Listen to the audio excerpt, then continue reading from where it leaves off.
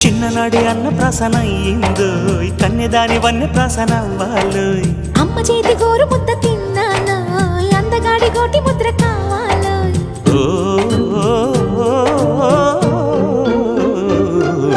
కాస్త నన్ను నువ్వు నిన్ను నేను కోరుకుంటే కోరుకున్న చోట నువ్వు నేను చేరుకున్న చోట ఉన్న దీపం మారుతుంటే ఆరుతున్న వేళ కన్నె కాలు జారుతుంటే